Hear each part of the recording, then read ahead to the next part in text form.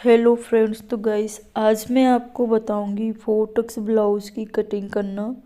तो जो भी हमारे चैनल पर नए हैं तो प्लीज़ चैनल को सब्सक्राइब कर लें।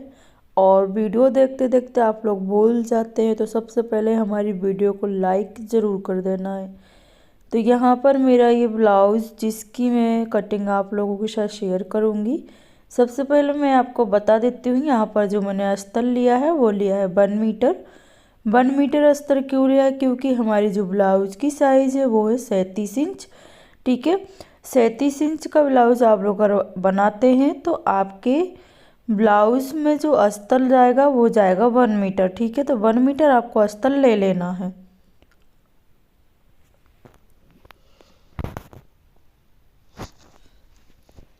तो यहाँ पर मैं मेजरमेंट आपको बता देती हूँ। 14 ब्लाउज की लेंथ है, सीना है 37, कमर है 30 और यहाँ पर आर्मोल है 17 और गला जो है हमारा फ्रंट नेक वो है 5.5 इंच। ठीक है, 5.5 इंच डीप नेक रखेंगे, उससे ज़्यादा आपको डीप नहीं रखना है।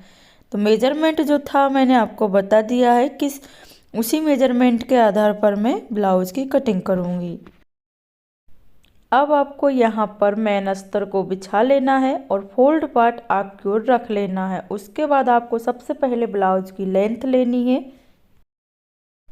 जो भी लेंथ है उसमें आपको 1 इंच प्लस करके लेना है। 15 इंच पर हम मार्किंग करेंगे 2 बार। ठीक है, तो यहाँ पर आपको 15-15 इंच पर मार्किंग कर लेनी है।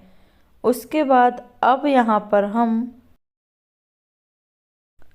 तो इस प्रकार से आपको मार्किंग करनी है ताकि आपकी लाइन क्रॉस में ना हो। तो यहाँ पर हम 15 इंच की 3-4 डॉट कर लेंगे और लेंथ लेते हुए तो आपको इसी तरीके से आपके ब्लाउज़ की लेंथ लेनी है और यहाँ पर हम स्केल से लाइन को स्ट्रेट कर लेंगे। लाइन स्ट्रेट करने के बाद आपको अच्छे से चौक से डार्क कर लेना है लाइन को।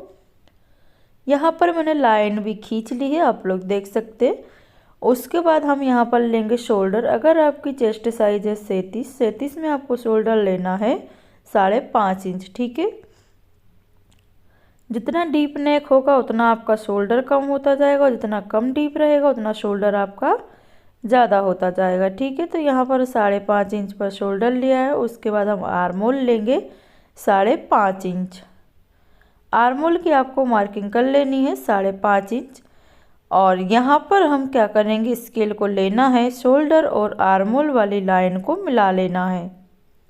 आपस में हम दोनों लाइन को मिला लेंगे। लाइन मिलाने के बाद यहाँ पर हम थोड़ी सी लाइन को आगे की ओर बढ़ाएंगे क्योंकि हम यहाँ पर चेस्ट की मार्किंग करेंगे। अब यहाँ पर आपको चेस्ट की मार्किंग करनी है। तो यहाँ पर हमारी चेस्ट है 37 को आपको डिवाइड बाय 4th पार्ट करना है तो हमें मिलेगा 9.5 इंच। अब यहाँ पर हम 1.5 इंच प्लस करेंगे सिलाई मार्जिन। उसके बाद आपको 0.5 इंच लेना है, मतलब ½ इंच ही आपको लेना है हुकाई की पट्टी के लिए, प्लस कर लेना है।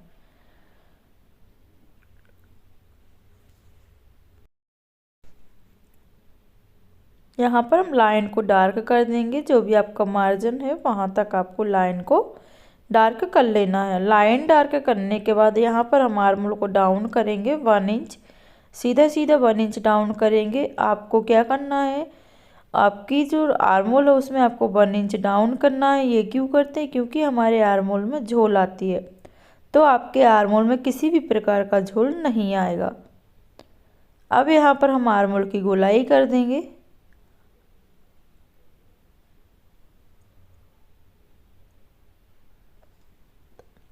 अब यहाँ पर हम कमर की मार्किंग करेंगे। जो भी आपकी कमर है उसका आपको डिवाइड बाय 4th पार्ट कर लेना है तो हमें मिलेगा 7.5 इंच।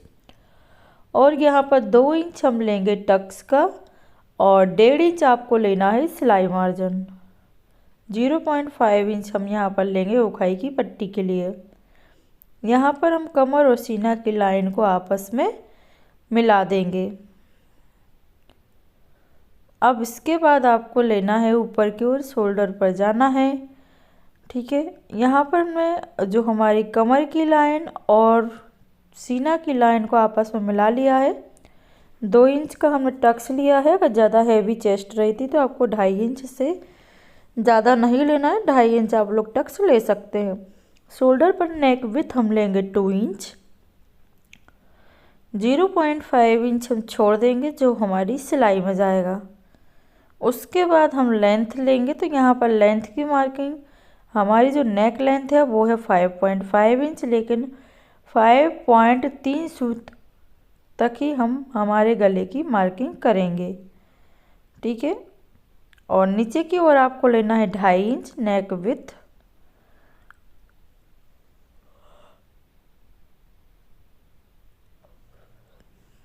अब यहाँ पर हम एक बॉक्स बना लेंगे, राउंड नेक करेंगे।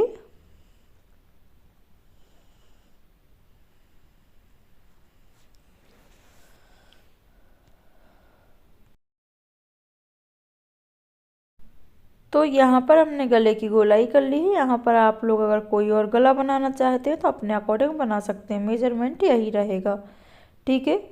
तो यहाँ पर हमने गले की मार्किंग कर ली है, आप लोग देख सकते हैं। गले की मार्किंग करने के बाद आपको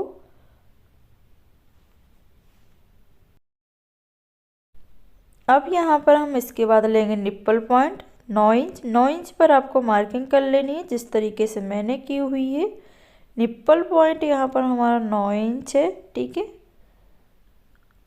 अब नीचे की ओर से आप बेल्ट लेंगे 3 इंच का, 3 इंच का हम नीचे की ओर से बेल्ट ले लेंगे। और आपको यहाँ पर ज़्यादा नहीं सोचना है। अब यहाँ पर हम 2 से 2.5 इंच का टक्स डालेंगे, चेस्ट वाला जो हम यहाँ पर देख रहे हैं। साइड में हम 3 इंच की मार्किंग करेंगे, फिर हम 2.5 इंच की मार्किंग कर देंगे फिटिंग की मार्किंग तक।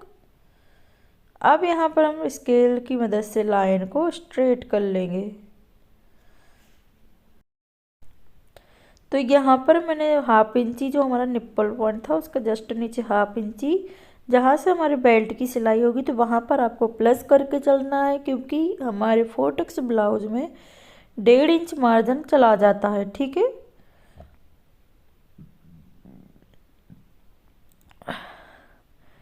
तो यहाँ पर हम 2.5 इंच की मार्किंग करेंगे, मतलब 2.5 इंच की।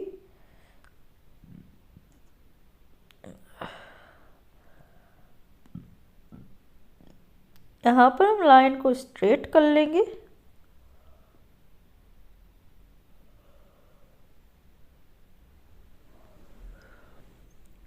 और बेल्ट में यहाँ पर हम कॉर्नर निकाल देंगे। तो यहाँ पर हमने बेल्ट की मार्किंग कर ली है। किस तरीके से आपको बेल्ट की मार्किंग करनी है, और सिलाई होने के बाद बेल्ट बिल्कुल परफेक्ट रेडी हो जाएगा, कहीं से भी रिंकल्स नहीं आएंगे। तो साइड वाइज हम टक्स लेंगे 4.5 इंच की, और यहाँ पर जो हमारी पट्टी साइड है वहाँ पर आपका 3 इंच रेडी आना चाहिए हुखाई पट्टी लगने के बाद। अब यहाँ पर हम टक्स की लेंथ लेंगे 2 इंच और टक्स को हम क्रॉस में मिला देंगे।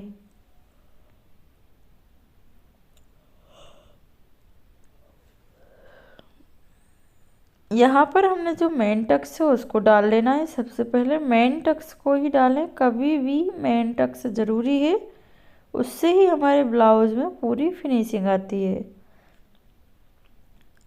अब यहाँ पर भी हम टक्स ले लेंगे। तो यहाँ पर सबसे पहले 3 इंच की टक्स ले लेंगे, फिर हम आर्मोल वाली टक्स को भी डाल लेंगे। ये हमारी आर्मोल वाली टक्स हो गई, ठीक है। अब इसके बाद नीचे की ओर से आपको लेना है 2.5 इंच। 2.5 इंच पर मार्क करने के बाद अब ये वाली टक्स आपको ले लेनी है कम से कम 5 इंच, 5.5, ठीक है। अब जैसे आपको समझ में नहीं आता है तो किस तरीके से हम टक्स डालें और टक्स को कैसे चेक करें कि हमारे जो टक्स हैं हमने बराबर डाले हैं कि नहीं डाले हैं, तो आपको इस तरीके से डॉट डॉट कर लेना है पूरे ब्लाउज में, ताकि आप लोगों को समझ में आ जाए कि हाँ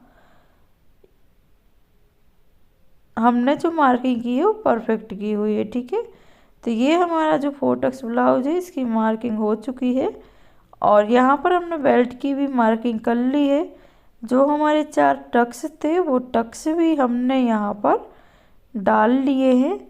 और जो हमारी चेस्ट वाली लाइन है, चेस्ट और कमर की लाइन बहुत क्रॉस में है, तो यहाँ पर हम इसको अच्छे से मिलाएंगे जब हम इसकी सिलाई करेंगे। तो यहाँ पर हमारे 4 टक्स ब्लाउज की हमने मार्किंग कर ली है।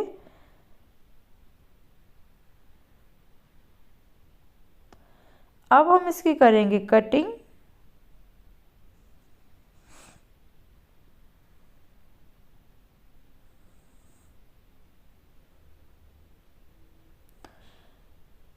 तो यहाँ पर आपको बेल्ट को चेक कर लेना है एक बार, और बेल्ट आपका मिस्टेक में तो नहीं है। तो यहाँ पर हम बेल्ट को चेक करेंगे।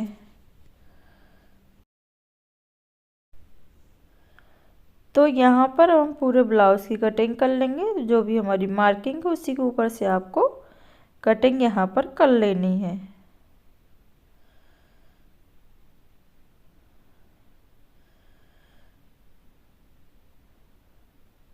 अब बेल्ट की कटिंग कर लेंगे हम। बेल्ट की कटिंग करने के बाद यहाँ पर हम गले की कटिंग अभी नहीं करेंगे। अगर आप लोग चाहते हैं तो अभी भी कर सकते हैं। और यहाँ पर आप लोग देख सकते हैं हमारे 4 टक्स ब्लाउज की कटिंग हमने यहाँ पर कर ली है। आप लोग देख सकते हैं किस तरीके से मैंने 4 टक्स ब्लाउज की कटिंग की हुई है। और जो भी मतलब आपको समझ में नहीं आया हो तो प्लीज़ कमेंट करें। आप लोग कमेंट नहीं करते हैं तो मुझे कैसे पता चलेगा। आप लोग कमेंट ज़रूर कर दिया करो कि आज मुझे ये चीज़ समझ में नहीं आई है। तो जो भी हमारे चैनल पर नए हैं तो प्लीज़ चैनल को सब्सक्राइब कर लें। वीडियो को ज़्यादा से ज़्यादा शेयर करें अपने दोस्तों के साथ, और लाइक और शेयर करें वीडियो के लिए। मिलते हैं नेक्स्ट वीडियो में। Thanks for watching. Bye bye guys.